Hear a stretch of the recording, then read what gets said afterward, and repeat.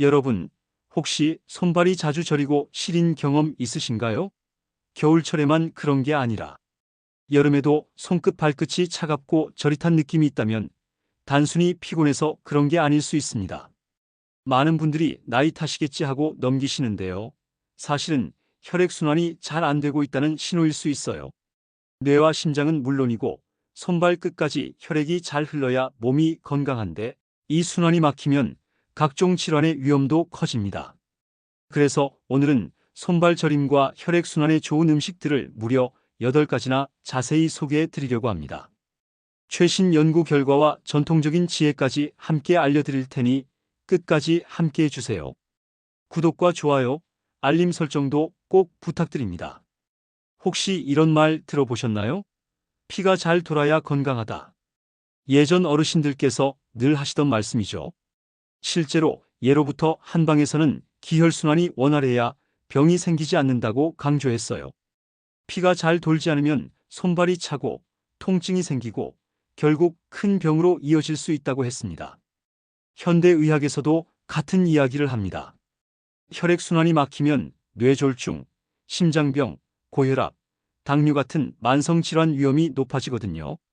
결국 손발 저림은 단순한 증상이 아니라 우리 몸이 보내는 작은 경고일 수 있습니다. 그렇다면 어떻게 해야 할까요? 약도 있지만 생활 속에서 매일 먹는 음식만 잘 챙겨도 혈액순환이 놀랍도록 개선될 수 있다는 연구들이 많습니다. 오늘 소개할 음식들은 어렵지 않게 구할 수 있고 맛도 좋으며 무엇보다 꾸준히 먹기만 하면 큰 도움이 됩니다. 첫 번째는 차와 다크 초콜릿입니다. 놀랍게도 2025년 최근 연구에서는 홍차, 녹차 같은 차와 설탕이 적은 다크 초콜릿이 혈압을 낮추는 효과가 약과 비슷할 정도로 크다고 밝혀졌어요. 홍차와 녹차 속의 카테킨, 다크 초콜릿 속 플라바놀 성분이 혈관을 이완시켜 혈류가 원활하게 흐르도록 돕는 건데요. 쉽게 말해 혈관을 부드럽게 해주고 막히지 않게 지켜주는 역할을 합니다. 무엇보다도 이 음식들은 즐겁게 섭취할 수 있다는 장점이 있죠. 생각해 보세요. 달콤 쌉싸래한 다크 초콜릿 한 조각, 그리고 따뜻한 녹차 한 잔. 이것이 단순히 입을 즐겁게 하는 간식이 아니라 혈압을 낮추고 손발 저림을 완화하는 데 도움이 된다니 놀랍지 않나요? 하지만 주의사항도 있습니다. 다크 초콜릿은 카카오 함량이 70% 이상인 것을 고르시고 하루에 두세 조각, 손가락 2마디 정도만 드시는 게 적당합니다. 너무 많이 먹으면 오히려 당과 칼로리가 올라가 부담이 될 수 있어요. 차 역시 하루 두세 잔이면 충분하고 저녁 늦게 진하게 마시면 불면증이나 속쓰림을 유발할 수 있습니다. 그러니 아침이나 점심에 맞춰 드시는 게 가장 좋습니다. 두 번째는 브리셀 스프라우트입니다. 이름이 조금 낯설죠? 브리셀 스프라우트는 사실 작은 방울 양배추예요.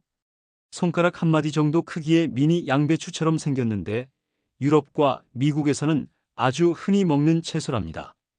한국에서도 요즘은 대형마트나 온라인에서 냉동이나 신선 제품으로 어렵지 않게 구할 수 있어요.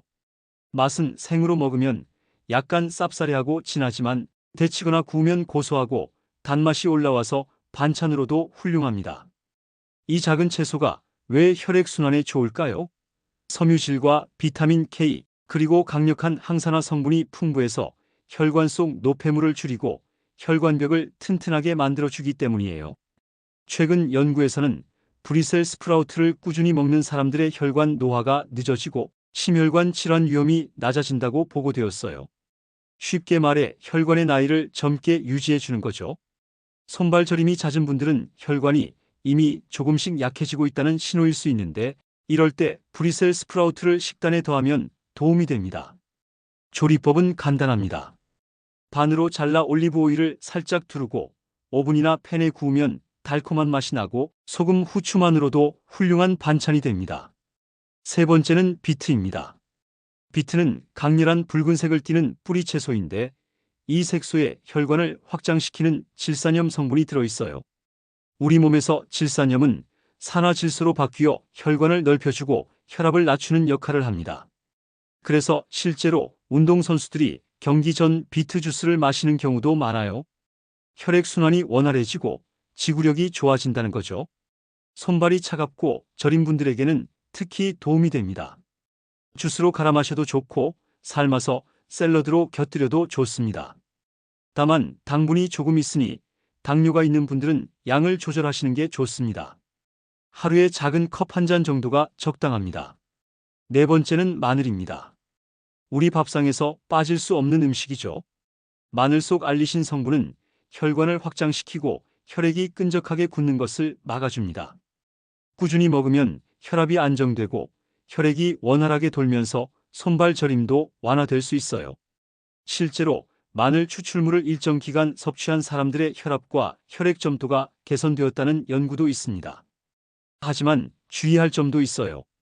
위가 약한 분들은 생마늘을 많이 먹으면 속쓰림이나 복통이 생길 수 있으니 구워서 드시거나 음식에 곁들여 조금씩 드시는 게 좋아요.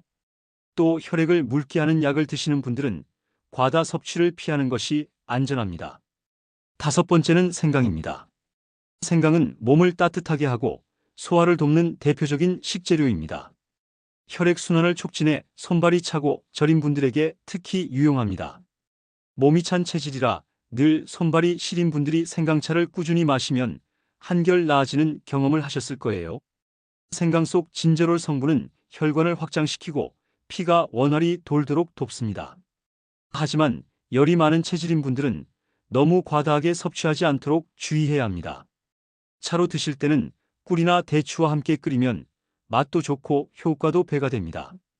여섯 번째는 등푸른 생선입니다. 고등어, 꽁치, 정어리, 연어 같은 생선들은 오메가3, 지방산이 풍부해 혈관 속 기름때를 줄여주고 혈액을 맑게 만듭니다. 이 오메가3는 혈전을 예방하고 혈관을 부드럽게 유지하는 데도 도움이 됩니다. 일주일에 2번 정도 손바닥 크기 한 토막씩만 드셔도 충분합니다. 다만 튀김보다는 구이나 조림으로 담백하게 조리하는 것이 가장 좋아요. 생선은 신선도가 생명이라 장을 볼 때는 눈이 맑고 비늘이 반짝이는 것을 고르시는 게 중요합니다. 일곱 번째는 견과류입니다. 호두, 아몬드, 캐슈넛 같은 견과류는 좋은 지방과 비타민 E가 풍부해 혈관 건강에 좋습니다. 하루에 작은 주먹 한 줌, 약 30지 정도면 충분합니다. 중요한 건 소금이나 설탕이 첨가되지 않은 생견과류를 드시는 겁니다. 시중에 파는 달콤하거나 짭짤한 견과류는 오히려 혈관에 부담을 줄 수 있으니 피하세요. 견과류는 칼로리가 높기 때문에 과식하지 않고 꾸준히 조금씩 드시는 것이 좋습니다. 여덟 번째는 석류입니다. 석류는 여성 건강에 좋다고 많이 알려져 있지만 사실은 혈액순환에도 큰 도움이 됩니다. 석류 속 붉은 색소와 항산화 성분이 혈액을 맑게 하고 혈관을 유연하게 만들어줍니다. 실제로 석류 주스를 꾸준히 마신 사람들의 혈압과 혈류가 개선되었다는 보고도 있어요. 주스로 드실 때는 설탕이 많이 들어간 제품보다는 100% 원액을 선택하는 것이 좋습니다. 하루에 작은 컵 한 잔이면 충분합니다. 이제 궁합을 살펴볼까요? 같이 먹으면 더 좋은 조합들이 있습니다. 첫 번째, 차와 다크 초콜릿은 베리류와 함께 먹으면 항산화 효과가 배가 됩니다. 두 번째, 브리셀 스프라우트는 올리브 오일에 구워 먹으면 좋은 성분이 더 잘 흡수돼요. 세 번째, 마늘은 등푸른 생선과 함께 먹으면 비린내를 잡아주면서 혈액순환 효과도 높아집니다. 네 번째, 생강차에 레몬을 곁들이면 상쾌하면서도 혈액순환이 더 좋아져요. 다섯 번째, 견과류와 석류를 함께 먹으면 혈관에 좋은 지방과 항산화가 동시에 보강됩니다. 반대로 피해야 할 조합도 있습니다. 첫 번째, 기름진 고기와 짠 음식은 혈액을 끈적하게 만들어 순환을 방해합니다. 두 번째, 달콤한 디저트와 초콜릿을 같이 먹는 건 피하세요. 다크 초콜릿의 장점이 설탕 때문에 사라집니다. 세 번째, 해조류를 젓갈과 함께 과하게 먹으면 나트륨 과다로 혈압이 올라갈 수 있어요. 네 번째, 생선을 설탕이 많이 들어간 양념으로 조리하면 혈당이 확 올라가 혈액순환에 좋지 않습니다. 다섯 번째, 과일 주스에 설탕을 많이 타는 건 절대 피하셔야 합니다. 특별한 상황에 있는 분들을 위한 조언도 드릴게요. 당뇨가 있는 분들은 과일 섭취를 조절해야 합니다. 석류나 비트처럼 당분이 있는 과일은 식후에 소량만 드시는 게 좋아요. 고혈압이 있는 분들은 발효식품의 짠맛을 반드시 줄여야 합니다. 마늘과 생강 같은 음식은 혈압 안정에 도움이 되지만 간장을 많이 넣어 조리하면 효과가 줄어듭니다. 혈액을 묽게 하는 약을 드시는 분들은 마늘이나 나토를 과다하게 드시지 않는 게 좋아요. 위가 약한 분들은 녹차나 다크 초콜릿을 공복에 드시지 말고 식후에 조금씩 드시는 것이 안전합니다. 보관법도 알려드리겠습니다. 차는 습기가 없는 곳에 밀폐해서 보관하고 다크 초콜릿은 서늘한 곳에 두는 것이 좋아요. 브리셀 스프라우트는 냉장 보관 시 일주일 안에 드시는 게 좋습니다. 비트는 흙을 살짝 털어내고 신문지에 싸서 냉장 보관하면 오래갑니다.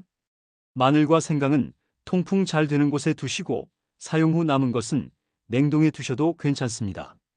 생선은 손질해 소분한 뒤 냉동 보관하고 드시기 전날 냉장실로 옮겨 천천히 해동하는 것이 가장 맛있습니다. 견과류는 밀폐 용기에 담아 습기를 피하고 냉동 보관하면 더 오래 신선하게 드실 수 있어요. 석류는 냉장고에 보관하면 일주일 정도 신선하게 드실 수 있습니다. 자, 이제 오늘의 핵심을 정리해 드릴게요. 손발 저림과 혈액순환에 좋은 음식은 첫 번째 차와 다크 초콜릿, 두 번째 브리셀 스프라우트, 세 번째 비트, 네 번째 마늘, 다섯 번째 생강, 여섯 번째 등푸른 생선, 일곱 번째 견과류, 여덟 번째 석류였습니다. 핵심은 혈관을 부드럽게, 혈액을 맑게입니다. 과식하지 말고 꾸준히 조금씩 드시는 것이 가장 큰 비결입니다. 여러분, 오늘 영상이 도움이 되셨다면 주변 소중한 분들께 꼭 공유해 주세요. 부모님, 형제자매, 이웃 어르신들께 전해드리면 분명히 누군가의 밥상이 오늘부터 달라질 거예요. 끝까지 함께 해주셔서 감사합니다. 구독과 좋아요, 알림 설정도 부탁드려요.